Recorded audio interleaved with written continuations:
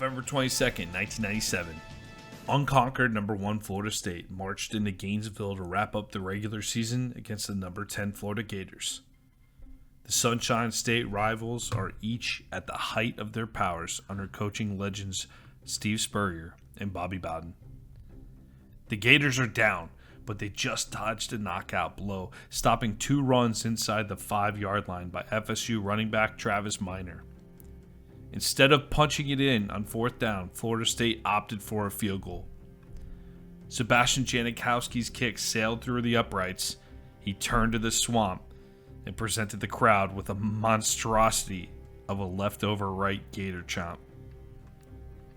The FSU lead was now up to 4, and if Mickey Andrews' top-ranked defense could come up with one last stop to preserve a 29-25 win, the Noles would be just 1 game away from the second national title of the Bowden era. Thanks to 2 recent Sugar Bowl encounters, this was the 6th time Florida and Florida State had met since 1994, and the 10th consecutive meeting which featured both schools entering into the game ranked in the top 10. The most recent meeting ended up with the Gators claiming the 1996 national championship on January 2nd, 1997 in New Orleans. In the pre-BCS Bowl Alliance format, unbeaten number 2 Arizona State was required to go to Pasadena to face Ohio State thanks to the rigid Rose Bowl ties between the Big Ten and Pac-10 champions. Number 3 Florida was afforded a Sugar Bowl rematch with number 1 Florida State after dropping a number 1 versus number 2 showdown 24-21 in Tallahassee at the end of November. After watching Arizona State stumble on New Year's Day, Florida went out the next night and avenged its only loss of the 1996 season with a 52-20 beatdown for the ages. God smiled on the Gators.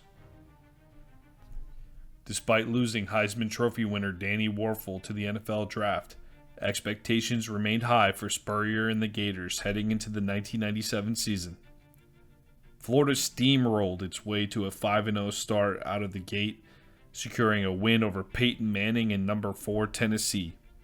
The Gators rose to the top of the polls by the end of September. In October, things unraveled as quarterback Doug Johnson threw 4 interceptions, and the Gators fell on the road to LSU for the first time since Spurrier arrived in Gainesville. The following Tuesday, the head ball coach found out Johnson had broken curfew on the Thursday night prior to the LSU game and suspended his quarterback for the Auburn game the following week. The Gators then turned to a combination of Jesse Palmer and Noah Brindise to get past Auburn, but the combination of Johnson and Brindise fell flat against Georgia. The Dogs notched their one and only win over Florida during the Spurrier era behind 4 touchdowns from running back Robert Edwards. The second SEC loss meant for the first time in the history of the SEC championship game, the SEC East representative would not be the Florida Gators, winners of 4 straight SEC titles. With any hope of a title defense dashed, both on a national and conference level, Florida could salvage some pride in its 8-2 campaign by playing spoiler to the undefeated Florida State Seminoles. For the second consecutive year, Bobby Bowden and Florida State ripped through a weak field in the ACC and feasted on the remains of a hard-hit sanctioned Miami program to enter the Florida game at a perfect 10-0. The Seminoles were on a mission, having been denied their second national title at the hands of the Gators, and the 1997 version of Florida State looked better than ever. A stingy defense featured Andre Wadsworth coming off the edge, Sam Cowart at linebacker, and Samari Roll, who wore Deion Sanders' retired number 2 jersey thanks to special permission from Primetime himself. The FSU defense presented a stiff challenge for Spurrier's fun and gun. The Noles ranked number 1 in the country against the run and number 3 nationally in total defense. Though November 1996 Danny Warfel, Steve Spurrier, and the rest of the nation would prefer the term dirty, FSU preferred the term aggressive when it came to its defense. The Seminoles had knocked out 6 quarterbacks due to injury, and forced 2 others to the bench, meaning 8 out of 10 quarterbacks did not finish the game against Florida State. Aside from 2 7-point victories at Southern Cal and Clemson, the top-ranked Seminoles faced little resistance, putting up 35 points or more in 8 out of 10 games. Florida started strong as Spurrier did only what Spurrier can do. He went with a 2-quarterback rotation against the vaunted FSU defense. There were concerns around the program that Florida State had deciphered Florida's signals. Walk-on quarterback Noah Brandeis got the start and served as a stable force to keep the offense on track, while Doug Johnson would step in as the quarterback who would take the shots in the passing game. In his book, Head Ball Coach, My Life in Football, written by Buddy Martin, Spurrier outlined his logic to the unorthodox approach. I really didn't know which quarterback to start, so I decided to rotate them in every other play. I'm not a huge fan of doing it for an entire season, but I think once every 4 or 5 years you can get away with it. One of the positives about doing that, you don't have to worry about the people stealing your signals. You just send it in the play. Florida bolted down the field to start the game with an opening possession touchdown, aided in part by a spectacular catch from Jacquez Green.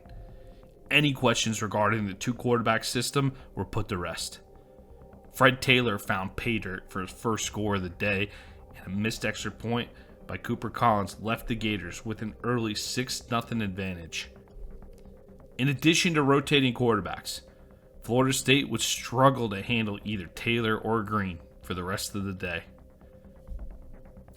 The Collins miss was the first of a series of errors the Gators would commit in the opening half of play. Taylor fumbled twice, one of which was scooped up for a quick FSU touchdown. Florida State would tack on a field goal and a TD to run their lead up to 17-6, but the Gators responded with a short TD pass to wide receiver Travis McGriff that cut the FSU lead to 17-12. Spurrier went for 2 to bring the Gators within a field goal, but it was no good. Later in the half, Taylor took it in for another score, but once again, the Gators could not punch it in for 2. Florida led at the half, 18-17. A sweep to Fred Taylor resulted in the longest run of his Florida career, a 61-yard touchdown that put Florida up 25-20 with just under 10 minutes remaining in the third quarter. Despite the early miscues, Bob Stoops' defense stepped up in the second half to limit FSU to a single touchdown, a missed 2-point attempt, and 2 field goals. That puts us right back where we picked up. An awkward Gator chomp from the FSU kicker, a 29-25 lead for the Noles, and Doug Johnson and the Florida offense sitting 80 yards from the end zone, starting the drive with 2:33 remaining in the fourth quarter. From Steve Spurrier in The Head Ball Coach, My Life in Football by Buddy Martin.